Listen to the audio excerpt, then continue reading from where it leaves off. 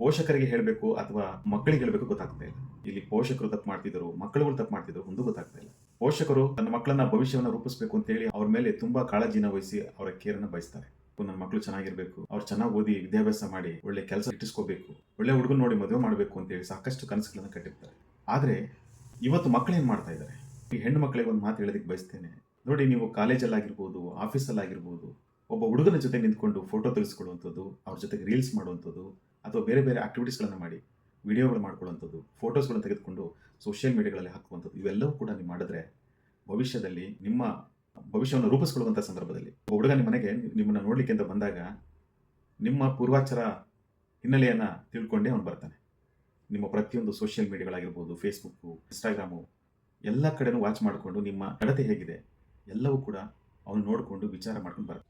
ಅಪ್ಪಿ ತಪ್ಪಿ ಏನಾದರೂ ನಿಮ್ಮ ಫೋಟೋಸ್ಗಳು ಅಥವಾ ವಿಡಿಯೋಸ್ಗಳು ಯಾವುದಾದ್ರೂ ಒಬ್ಬ ಹುಡುಗನ ಜೊತೆಗೆ ನೀವು ಇರ್ತಕ್ಕಂಥದ್ದು ಅಥವಾ ರೀಲ್ಸ್ಗಳು ಮಾಡ್ತಕ್ಕಂಥದ್ದು ಇವೆಲ್ಲವೂ ಕೂಡ ಏನಾದರೂ ಒಂದು ಫೋಟೋಸು ನೀವು ನಿಮ್ಮನ್ನು ನೋಡಿರುವಂತಹ ಹುಡುಗನಿಗೆ ಅಥವಾ ನಿಮ್ಮನ್ನು ಮದುವೆ ಮಾಡಿಕೊಂಡ ನಂತರದಲ್ಲಾಗಲಿ ಒಂದು ವೇಳೆ ಏನಾದರೂ ನೋಡಿದ್ರೆ ನಿಮ್ಮ ಭವಿಷ್ಯ ಅಲ್ಲಿಗೆ ಕ್ಲೋಸ್ ಅಂತ ತಿಳ್ಕೋಬೇಕು. ಯಾಕಂದರೆ ಯಾವ ಗಂಡಸು ಅಥವಾ ಹೆಂಗಸು ಕೂಡ ಸಹಿಸ್ಕೊಳ್ಳೋದಿಲ್ಲ ಈ ಒಂದು ವಿಚಾರದಲ್ಲಿ. ಇದೇ ಕಾರಣಕ್ಕೆ ಇವತ್ತು ಸಾಕಷ್ಟು ಅಪರಾಧಿಕ ಚಟುವಟಿಕೆಗಳು ನಡೀತಾ ಇದೆ. ಒಂದು ಕಡೆ ತಂದೆ ತಾಯಿಯ ಹೆಸರು ಹಾಳಾಗುತ್ತೆ, ಮತ್ತೊಂದು ಕಡೆ ನಿಮ್ಮ ಜೀವ ಮತ್ತು ಜೀವನವನ್ನು ಕಳ್ಕೊಬೇಕಾಗುತ್ತೆ. ಮಕ್ಕಳು ಓದ್ತಾ ಇದ್ದಾರಾ, ಯಾರ ಜೊತೆಲಿದ್ದಾರೆ, ಏನು ಮಾಡ್ತಿದ್ದಾರೆ, ಮನೆಗೆ ಬಂದ್ರಾ ಅಥವಾ ಕಾಲೇಜು ಇದೆಯೋ ಇಲ್ವೋ, ಅವ್ರ ಮೊಬೈಲ್ಗಳಲ್ಲಿ ಏನು ಮಾಡ್ತಿದ್ದಾರೆ, ಮೊಬೈಲ್ ಎಷ್ಟೊತ್ತು ಯೂಸ್ ಮಾಡ್ತಿದ್ದಾರೆ, ಯಾರ ಜೊತೆ ಮಾತಾಡ್ತಿದ್ದಾರೆ. ಅಂದರೆ ಪೋಷಕರು ಇವತ್ತು ಸೆಕ್ಯೂರಿಟಿ ಕೆಲಸವನ್ನು ಮಾಡುವಂಥ ಸಂದರ್ಭ ಇವತ್ತು ಒದಗಿ ಬಂದಿದೆ. ಸೊ ಅದರಿಂದ ಭಾಳ ಎಚ್ಚರಿಕೆಯಾಗಿರಬೇಕು. ಫೋಟೋಸ್ಗಳು ಮಾಡಿಕೊಂಡು ರೀಲ್ಸ್ಗಳು ಮಾಡಿಕೊಂಡು ಓಡಾಡ್ತಾ ಇದ್ರೆ ಅವ್ರ ಭವಿಷ್ಯದಲ್ಲಿ ಏನಾಗುತ್ತೆ ಅನ್ನೋವಂಥದ್ದು ಪರಿಜ್ಞಾನ ಇದೆಯಾ? ದಯವಿಟ್ಟು ಹೇಳ್ತಾ ಇದ್ದೀನಿ, ಮಕ್ಕಳು ಈ ಒಂದು ವಿಚಾರದಲ್ಲಿ ಭಾಳ ಎಚ್ಚರಿಕೆಯಾಗಿರಬೇಕು. ಅಪ್ಪ ಅಮ್ಮ ನಿಮಗೋಸ್ಕರ ಇಡೀ ತಮ್ಮ ಜೀವನವನ್ನು ಮುಡಿಪಾಗಿಟ್ಟಿರ್ತಾರೆ. ನಿಮಗೋಸ್ಕರ ತಮ್ಮ ಮಕ್ಕಳು ಒಳ್ಳೆ ವಿದ್ಯಾಭ್ಯಾಸ ಕಲ್ತ್ಕೊಳ್ಳಿ, ಚೆನ್ನಾಗಿ ಓದ್ಕೊಳ್ಳಿ, ಅವ್ರಿಗೆ ಒಳ್ಳೆ ಕೆಲಸ ಸಿಗಬೇಕು, ಒಳ್ಳೆ ಹುಡುಗ ಸಿಗಬೇಕು, ಒಳ್ಳೆ ಚೆನ್ನಾಗಿ ಮದುವೆ ಮಾಡಬೇಕು, ಅವ್ರ ಮಕ್ಕಳನ್ನ ನಾವು ಸಾಕೊಡ್ಬೇಕು, ಅವ್ರಿಗೆ ಆಸರೆಯಾಗಿರಬೇಕು, ಅವರ ನೋವಿನ ನಲಿವಿನಲ್ಲಿ ನಾವು ಭಾಗಿಯಾಗಬೇಕು ಎಲ್ಲ ವಿಚಾರದಲ್ಲೂ ಅಂತ ಹೇಳಿ ಇಡೀ ತನ್ನ ಜೀವವನ್ನೇ ಮುಡಿಪಾಗಿಟ್ಟು ಸವಿಸ್ಬಿಡ್ತಾರೆ.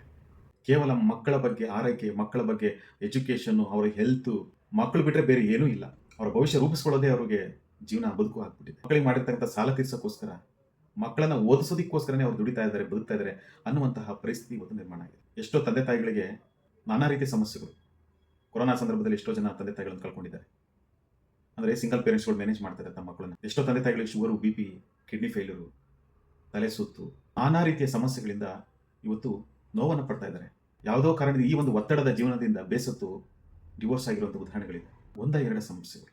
ಸೊ ಅದರಿಂದ ದಯವಿಟ್ಟು ಹೇಳ್ತಾ ಇದ್ದೀನಿ, ಹೆಣ್ಮಕ್ಳು ಭಾಳ ಎಚ್ಚರಿಕೆಯಿಂದ ಇರಬೇಕು. ಇಲ್ಲ ಅಂದರೆ ನಾನು ಹೇಳಿದ್ನಲ್ಲ ಆ ರೀತಿ ಆಗುತ್ತೆ. ಎಲ್ರಿಗೂ ನಮಸ್ಕಾರ.